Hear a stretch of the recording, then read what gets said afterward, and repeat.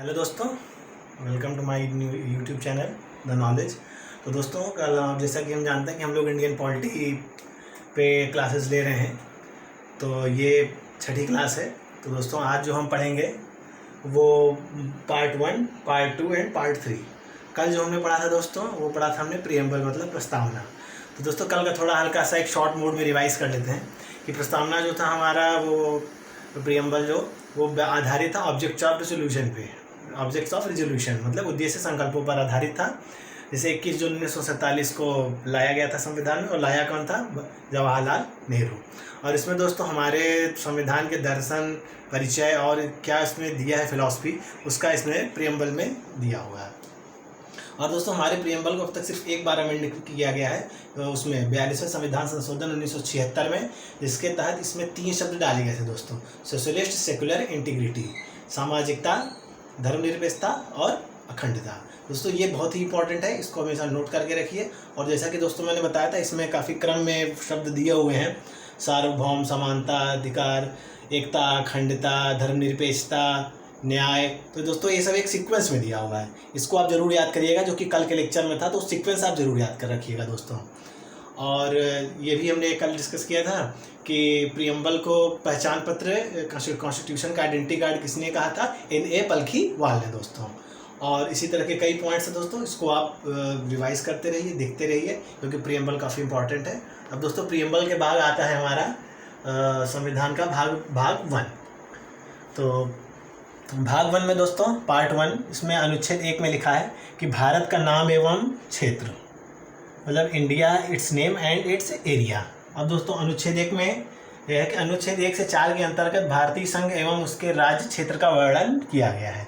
मतलब कि कितने स्टेट्स हैं, किस राज्य का कितना क्षेत्रफल है, ये उसमें पूरा दिया गया है दोस्तों। अनुच्छेद 2 में क्या है दोस्तों? नए राज्यों का प्रवेश, मतलब अगर किसी नए राज्य को डालना होगा तो उसको हम अनुच्छेद 2 में डालेंगे। अनुच्छेद 3 में क्या दिया है दोस्तों? कि नए राज्यों का निर्माण व पुराने राज्यों के क्षेत्रफल, सीमा व नाम परिवर्तन है दोस्तों। मतलब कि किसी भी नए राज्य को एंट्री करनी हो, वो अनुच्छेद 2 हो, या किसी नए राज्य का निर्माण करना हो तो या किसी पुराने राज्य के क्षेत्रफल और सीमा का परिवर्तन करना हो, तो वो अनुच्छेद हमारा 3 में आ जाएगा। अनुच्छेद 4 में खास बात दिया दोस्तों, ये काफ़ी मतलब इम्पॉर्टेंट है कि 2 और 3 में जो भी परिवर्तन किए गए हैं वो अनुच्छेद 368 में नहीं आएंगे। अनुच्छेद 368 में क्या लिखा है? हमारे संविधान को संशोधित किया जा सकता है, अमेंडमेंट आर्टिकल। अब दोस्तों 1, 2, 3 हो गया। अब अनुच्छेद 4 में क्या लिखा है दोस्तों? यही सेम चीज़ जो भी हमने पढ़ी। और दोस्तों, ये एक लाइन है, इसको हम ध्यान दे सकते हैं कि अनुच्छेद 1 में भारत का नाम एवं क्षेत्र, India that is Bharat, India जो कि भारत है, वो एक shall be union of states, राज्यों का एक संघ होगा। संघ मतलब कि स्टेट कैन नॉट सिसीड, मतलब कोई भी राज्य संघ से अलग नहीं हो सकता। सिसीड मतलब अलग दोस्तों, ये अंग्रेजी का शब्द है, इसका मतलब होता है अलग। अब दोस्तों, आगे हमारा भाग 2, पार्ट 1 पूरा हो गया। अब दोस्तों आगे हमारा भाग 2। भाग 2 में क्या है? नागरिकता, अनुच्छेद 5 से 11। इसमें दोस्तों काफ़ी अनुच्छेद हैं, जैसे 5 में 6, 7, 8, 9, 10, 11 तक। तो उसमें दिया गया कि सिटीजनशिप जो डिफरेंट कंडीशंस में होती है वो कैसे दी जाती है, इसके बारे में ये उतना इंपॉर्टेंट नहीं है। लेकिन हाँ, अगर आप कहेंगे दोस्तों तो आप कमेंट बॉक्स में लिख दीजिएगा, मैं उसके ऊपर भी एक लेक्चर दे दूँगा छोटा। ये इतना इंपॉर्टेंट नहीं है, इसलिए मैंने इसको ज़्यादा लिखा नहीं। आगे जिसको इंटरेस्ट है वो अपनी किताब से उससे पढ़ सकता है कि कौन कौन से आर्टिकल में क्या क्या है। अब दोस्तों, इसके बाद आता है हमारा भाग 3। ये दोस्तों बहुत ही इंपॉर्टेंट है। देखिए, मैंने 2 स्टार मारा हुआ है इस पर, एक और मार देता हूँ क्योंकि ये काफ़ी इंपॉर्टेंट है, इससे काफ़ी क्वेश्चन बनते हैं हमारे। मौलिक अधिकार, फंडामेंटल राइट्स, अनुच्छेद 12 से लेके 35 तक। मौलिक अधिकार, ये कुल 6 है दोस्तों मौलिक अधिकार जो है हमारे, उसी में बाइफर्केट किया हुआ है 4-4 करके, तो 12 से लेके 35 तक। पहला जैसे है दोस्तों समानता का अधिकार, अनुच्छेद 14 से 18 में समानता का अधिकार आता है। जैसे अनुच्छेद 14 में इक्वलिटी बिफोर लॉ, कानून के समक्ष समानता का अधिकार। आज़ादी का अधिकार, 19 से 22 में दोस्तों आज़ादी का अधिकार है। और दोस्तों तीसरा है शोषण के विरुद्ध अधिकार, आर्टिकल 23 और 24। और फिर दोस्तों चौथा है धर्म चुनने का अधिकार, फ्रीडम ऑफ रिलीजन, वो है दोस्तों 25 से 28। और दोस्तों सांस्कृतिक और शैक्षिक अधिकार, सांस्कृतिक में आता है 29 और शैक्षिक अधिकार में आता है आर्टिकल। हाँ दोस्तों, 29 हो गया हमारा सांस्कृतिक, 30 हो गया दोस्तों शैक्षिक। मतलब कल्चरल आर्टिकल और एजुकेशनल आर्टिकल। और दोस्तों आगे उसके बाद आ गया हमारा संवैधानिक उपचार का अधिकार अनुच्छेद 32। मतलब किसी भी व्यक्ति का अगर मौलिक अधिकारों का हनन होता है तो वो उसके लिए सीधा सुप्रीम कोर्ट जा सकता है, ये उसका उपचार है, इसलिए दोस्तों उसको बोला गया संवैधानिक उपचार का अधिकार अनुच्छेद 32। अब दोस्तों एक हमारे पार्ट 3 के बारे में, एक ये हमारा बहुत ही इंपॉर्टेंट चीज़ है कि पार्ट 3 जो कॉन्स्टिट्यूशन है हमारा फंडामेंटल राइट्स, उसको कॉन्स्टिट्यूशन का मैग्ना कार्टा बोला गया है, Magna carta of our Indian constitution. और दोस्तों मैग्ना कार्टा के बारे में आप एक चीज़ जान लीजिए कि मैग्ना कार्टा वह प्रपत्र है जिसे इंग्लैंड के किंग जॉन द्वारा 1215 में सामंतों के दबाव में जारी किया गया था। ठीक है दोस्तों, तो पार्ट 3 को भाग 3 को हमारा भारत का मैग्ना कार्टा की संज्ञा दी गई है। और मैग्ना कार्टा वह प्रपत्र है जिसे इंग्लैंड के किंग जॉन द्वारा 1215 में सामंतों के दबाव में जारी किया गया था। इसको दोस्तों आप नोट डाउन करके लिख सकते हैं, मैं फिर से पढ़ दे रहा हूँ। भाग 3 को भारत का मैग्ना कार्टा की संज्ञा दी गई है। मैग्ना कार्टा वह प्रपत्र है जिसे इंग्लैंड के किंग जॉन द्वारा 1215 में सामंतों के दबाव में जारी किया गया था। अब दोस्तों हमारा अगला पॉइंट क्या है दोस्तों कि इसे कहाँ से लिया गया है, तो यूएसए से। ये हम पहले भी डिस्कस कर चुके हैं कि हमारा संविधान एक बोरोड कॉन्स्टिट्यूशन है, उधार लिया हुआ संविधान है। फंडामेंटल राइट्स को कहाँ से लिया है दोस्तों, यूएसए से। और दोस्तों मौलिक अधिकारों की परिभाषा क्या है कि कोई भी मानव अधिकार की गारंटी जब कोई देश देता है तब वो मौलिक अधिकार बन जाते हैं और ये एक सीमा का पालन करते हैं, मतलब दे फॉलो टेरिटरी। मतलब कोई भी मानव अधिकार जब किसी देश के अंदर आ जाता है दोस्तों वो मौलिक अधिकार बन जाता है, ये एक सीमा का पालन करते हैं। दोस्तों ये मतलब हुआ कि हमारा मौलिक अधिकार की डिफिनीशन क्या होती है कि when a human rights is guaranteed by one nation then it becomes fundamental right. अब दोस्तों अगला पॉइंट है कि आपातकाल के समय इनको भंग किया जा सकता है, इमरजेंसी के टाइम पे हम इसको भंग कर सकते हैं, निलंबन कर सकते हैं। ये हमने कहाँ से लिया था दोस्तों, जर्मनी से। इसको जरूर याद रखिएगा, बोरोड कॉन्स्टिट्यूशन है, यूएसए से हमने मानवा ये मौलिक अधिकार लिए हैं, जर्मनी से लिया है कि आपातकाल के समय इनको भंग किया जा सकता है या इनका निलंबन किया जा सकता है। अब दोस्तों आगे हमारा अनुच्छेद 14 कानून के द्वारा समक्ष समानता, इसको कहाँ से लिया, इक्वलिटी बिफोर लॉ, इसको कहाँ से लिया गया है दोस्तों, ब्रिटेन से। अब दोस्तों अनुच्छेद 15 14 हो गया, अब दोस्तों 15, ये 14 काफ़ी इंपॉर्टेंट है दोस्तों। ये किस मतलब तमाम राज्य पीएससी आयोग में पूछा भी गया है कि कानून के समक्ष समानता का अधिकार कहाँ से लिया गया, तो दोस्तों ब्रिटेन से। Equality before law has been taken from Britain. अब दोस्तों आ गया अनुच्छेद 15। अनुच्छेद 15 में लिखा है कि रिलीजन, रेस, कास्ट और सेक्स के नाम पर किसी राज्य किसी के साथ भी भेदभाव नहीं कर सकता। ठीक है दोस्तों, तो ये अनुच्छेद 15 हो गया कि धर्म, जाति, जन्म स्थान के आधार पर राज्य किसी के साथ भेदभाव नहीं कर सकता। अनुच्छेद 16 हो गया दोस्तों, रोजगार में समान अवसर, सभी को रोजगार में समान अवसर मिलेगा दोस्तों। अनुच्छेद 17 में है दोस्तों छुआछूत, मतलब एबोलिशन ऑफ अनटचेबिलिटी को, मतलब राज्य अनटचेबिलिटी को बढ़ावा नहीं देगा।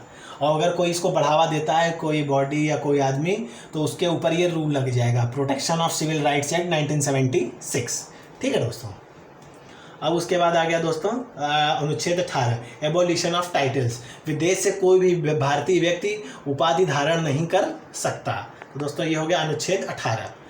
डॉक्टर, पीएचडी और कोई भी जो स्कॉलर डिग्री मिलती है वो उसकी बात अलग है दोस्तों। जैसे कोई बाहर से आके डॉक्टरी कर लिया, कोई बाहर जाके इंजीनियर बन गया, कोई बाहर से कुछ भी जो डिग्री लेगा वो उपाधि में नहीं आती है। उपाधि, अरे डिग्री और पुरस्कार ये उपाधि की श्रेणी में दोस्तों नहीं आते हैं। और फिर दोस्तों ये अब आ गया हमारा आर्टिकल 19। ये दोस्तों बहुत ही ज़्यादा इंपॉर्टेंट है, इसमें कई बार क्वेश्चन पूछे जाते हैं। देखिए मैं बार बार स्टार मार्क कर रहा हूँ, इसको आप जरूर ध्यान दीजिए। आर्टिकल 19, इसमें प्रारंभ में 7 अधिकार थे, संपत्ति वाले अधिकार को 44वें संविधान संशोधन में इसे हटा दिया गया था। तो दोस्तों ये बहुत इंपॉर्टेंट है कि संपत्ति के अधिकार, जैसे आपसे एग्जाम में पूछ लेगा कि संपत्ति के अधिकार को कौन से संविधान संशोधन में हटाया गया था, तो दोस्तों 44वां संविधान संशोधन 1978 में इसे हटा दिया गया था। अब दोस्तों एक एक करके हम डिस्कस करते हैं कि 19 आर्टिकल अनुच्छेद 19 के अंदर A B C D E F करके हैं, कौन कौन से हैं दोस्तों। 19(1) में है freedom of speech and expression, मतलब कुछ भी बोलने और कुछ भी कहने की आज़ादी। 19(1) में है दोस्तों शांतिपूर्वक धरना देना, कि मतलब कहीं भी हम बिना शस्त्रों के या बिना शांतिपूर्वक धरना दे सकते हैं दोस्तों। 19(1) में है संघ या संगठन बनाना। डी में है दोस्तों भारत के अंदर कहीं भी भ्रमण करने की आज़ादी, हम भारत के अंदर कहीं भी घूम टहल सकते हैं। ये दोस्तों हमारा 19(1) डी में दिया हुआ है। ये भी इंपॉर्टेंट है, कई वेरियस एग्जाम्स में पूछा जा चुका है, तो इसको दोस्तों आप जरूर ध्यान दीजिएगा कि इन 19 वाले अनुच्छेद में 19(1) डी काफ़ी पूछा जाता है। फिर 19(1) ई है भारत में कहीं भी बसने की आज़ादी।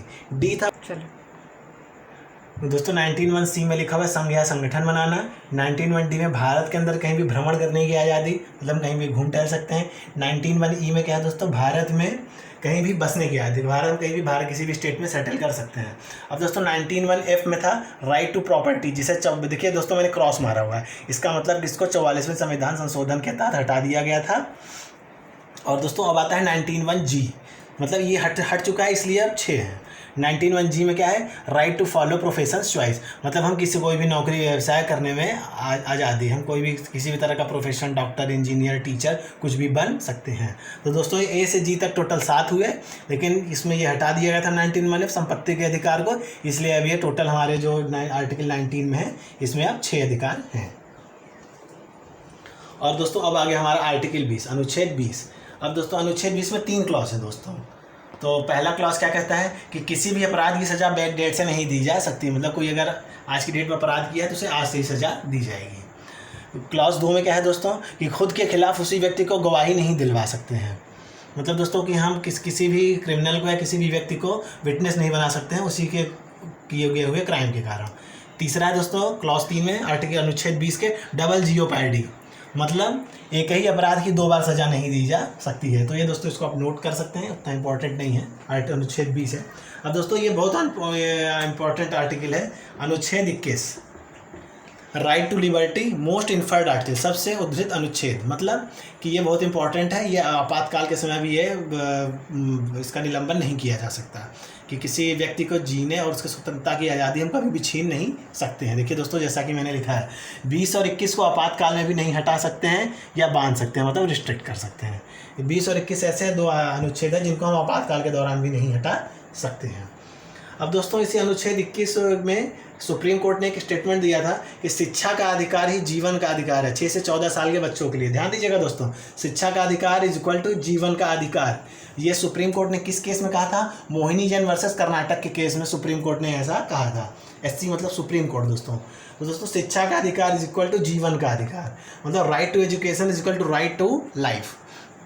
तो सुप्रीम कोर्ट ने ये मोहिनी जैन वर्सेस कर्नाटक के केस में ऐसा कहा था। अब आ गया दोस्तों अनुच्छेद 22, प्रिवेंटिव डिटेंशन, मतलब एक ही एरिया में किसी व्यक्ति को हम बांध कर रिस्ट्रिक्ट करके नहीं रख सकते 3 महीने से ज़्यादा, और 3 महीने से ज़्यादा अगर आप उसे रखना चाहते हैं तो आपको हाई कोर्ट या नेक्स्ट कोर्ट की परमिशन लेनी पड़ेगी। अब दोस्तों इसी अनुच्छेद 22 के तहत कुछ रूल बनाए गए थे जो बाद में इनको कैंसिल कर दिया गया। जैसे दोस्तों कॉफ़ी पोसा, तो दोस्तों ये एक जो व्यावसायिक अपराध होते थे उनको रोकने के लिए कॉफ़ी पोसा बनाया गया था, टाडा बनाया गया था और पोटा।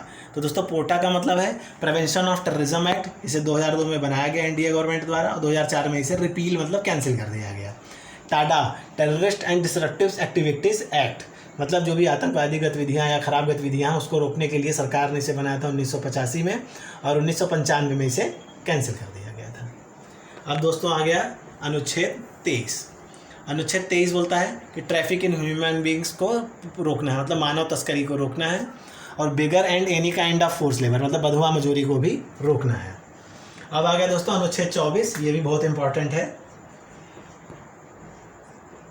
इसे आगे आप देख सकते हैं दोस्तों, बोर्ड पे क्लियरली लिखा हुआ है अनुच्छेद 24, माइंस में जो कोयले की माइंस होती हैं और भी जो माइंस होती हैं और कारखानों में फैक्ट्री में 14 साल से कम उम्र के बच्चों की मजदूरी करने से रोकना है, प्रोहिबिशन ऑफ चाइल्ड लेबर, मतलब दोस्तों 14 साल से कम उम्र के बच्चों को जो कारखाने या माइंस में नौकरी नहीं करवाना चाहिए।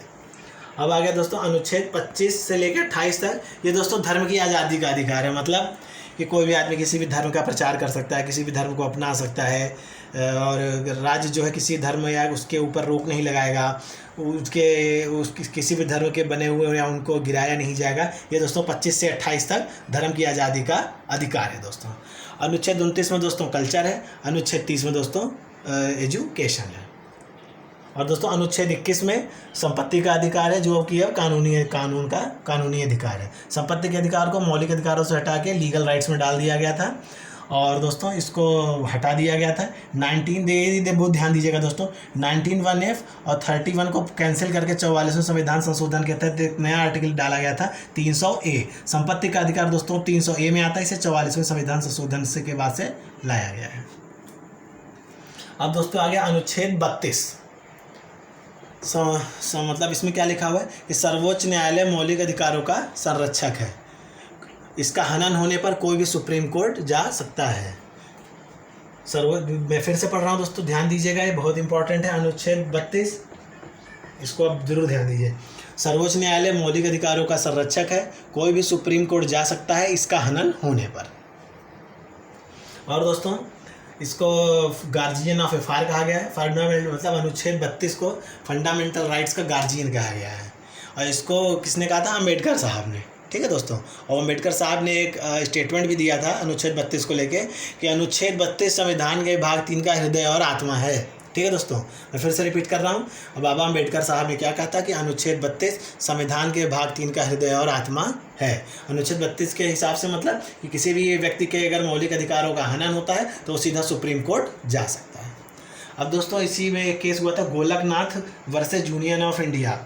इसमें जो है सुप्रीम कोर्ट ने एक स्टेटमेंट दिया, और दोस्तों सुप्रीम कोर्ट ने पहली बार न्यायिक समीक्षा मतलब दोस्तों जुडिशियल रिव्यू, इस टर्म का पहली बार इस्तेमाल हुआ केस में दोस्तों। इसलिए दोस्तों ये बहुत इंपॉर्टेंट हो जाता है। ये जो टर्म है न्यायिक समीक्षा, इसमें इस टर्म का इस्तेमाल पहली बार इस केस में होता है, Golaknath versus union of India. न्यायिक समीक्षा मतलब दोस्तों कि अदालत या न्यायालय ये तय करता है कि जो भी फैसला दिया गया है, विधेयक दिया गया है, वो सही है या गलत, उसके बारे में रिव्यू करता है। और दोस्तों एक स्टेटमेंट दिया कि कोई भी प्राविधान जो अनुच्छेद 13 का उल्लंघन करता है वाइड कर दिया जाएगा। वाइड मतलब होता है दोस्तों शून्य, खाली स्थान या शून्य। मतलब कि कोई भी प्राविधान संविधान में अगर बनता है और वो अनुच्छेद 13 का उल्लंघन करता है दोस्तों, तो उसे कैंसिल कर दिया जाएगा। अनुच्छेद 13 में क्या है दोस्तों कि no one law can abridge afar, मतलब कोई भी नियम मौलिक अधिकारों को छोटा नहीं कर सकता। ये दोस्तों हमारे अनुच्छेद 13 में लिखा हुआ है। ठीक है दोस्तों, तो ये हमारा भाग 1 हो गया। भाग 1 भारत का नाम एवं क्षेत्र, भाग 2 नागरिकता, भाग 3 मौलिक अधिकार, और भाग 4 दोस्तों हम आगे डिस्कस करेंगे। और इसी के साथ दोस्तों आज का हमारा जो लेक्चर है वो लगभग समाप्ति की ओर आ गया है। और दोस्तों जैसा कि मैंने प्रॉमिस किया था कि रोज़ के लेक्चर में 1 या 2 पॉइंट छोटे छोटे कुछ जीके और उसके बीच में डाल दूंगा। तो जैसा कि आप देख सकते हैं दोस्तों कि ये जो बॉक्स बना हुआ है, इस बॉक्स में मैंने दोस्तों एक अलग सी चीज़ लिख रखी है, और यहाँ 2 बॉक्स बने हुए हैं, तो मैं बता दे रहा हूँ। आज का जीके का है दोस्तों, ये बहुत ही इंपॉर्टेंट है करंट अफेयर्स के हिसाब से कि दोस्तों कल मतलब था 14 जुलाई 2023 को चंद्रयान 3 इसरो की तरफ से प्लान किया गया है लॉन्च करने के लिए। ठीक है दोस्तों, 14 जुलाई 2023 2:35 पे। तो समय इंपॉर्टेंट नहीं है, डेट इंपॉर्टेंट है। 14 जुलाई 2023 को चंद्रयान 3 लॉन्च किया जाएगा इसरो की तरफ से, इंडियन स्पेस रिसर्च ऑर्गेनाइजेशन। और इसमें जो रॉकेट का इस्तेमाल किया जाएगा LVM-3M4। ठीक है दोस्तों, लॉन्च व्हीकल मॉड्यूल। ठीक है दोस्तों, LVM-3M4 इस रॉकेट के इस्तेमाल से उस चंद्रयान 3 को छोड़ा जाएगा। और दोस्तों इसमें जो भी रिसर्च होगी चंद्रमा पे जाके, उसको सब्जेक्ट दिया जाएगा चंद्रमा से विज्ञान।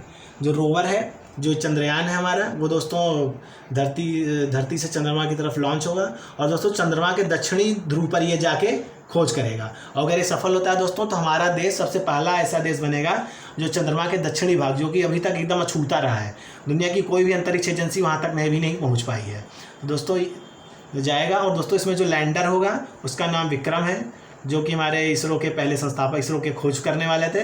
और जो रोवर है दोस्तों उसका नाम है प्रज्ञान, जो कि संस्कृत के ज्ञान शब्द से लिया गया, विजडम मतलब ज्ञान। और दोस्तों ये हो गया चंद्रयान 3 के बारे में, तो इसको दोस्तों आप ज़रूर ध्यान रखिए, करंट अफेयर्स के हिसाब से बहुत ही इंपॉर्टेंट है। और एक फैक्ट और है दोस्तों कि चांद पर पानी की खोज दुनिया के किस देश ने की थी, तो दोस्तों इसका गौरव आप हमें ही जाता है, भारत ने ही चांद पर पानी की खोज की थी। और दोस्तों एक फैक्ट और है कि जीके के पिता मतलब जनरल नॉलेज के पिता किसको कहा जाता है? भीखाजी रुस्तम कामा, भीखाजी रुस्तम कामा दोस्तों। और इन्हें ये 2 एडिटोरियल भी चलाती थी न्यूज़ प्रश्न समाचार पत्र ऐसे कर लीजिए, वंदे मातरम और तलवार। दोस्तों ये भी इंपॉर्टेंट है, जीके के पिता किसको कहा जाता है? भीखाजी रुस्तम कामा। ये 2 मैगजीन चलाती थी, वंदे मातरम और तलवार। ये इसकी एडिटर भी थी, पब्लिशर भी थी दोस्तों।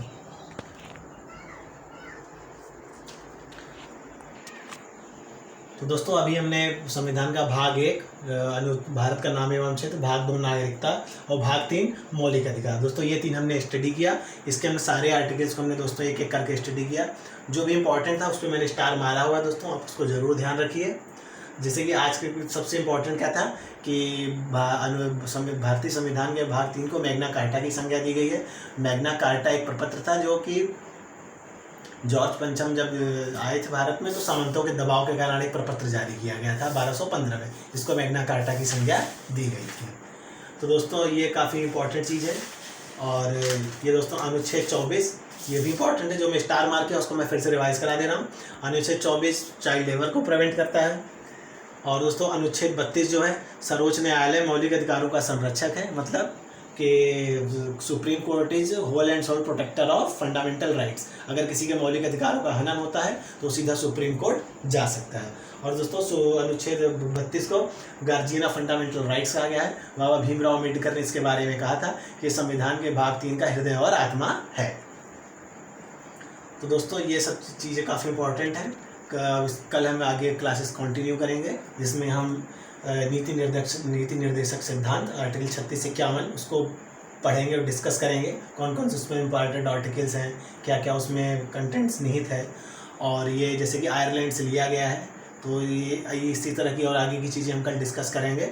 कल हालांकि मैं थोड़ा और जोर डालूंगा कि 2 से 4 मिनट और मैं जीके और करंट अफेयर्स पे दे दूँ। जैसे कि आज मैंने सिर्फ एक पॉइंट बताया दोस्तों, चंद्रयान वाला, तो इसको ज़रूर ध्यान रखिए।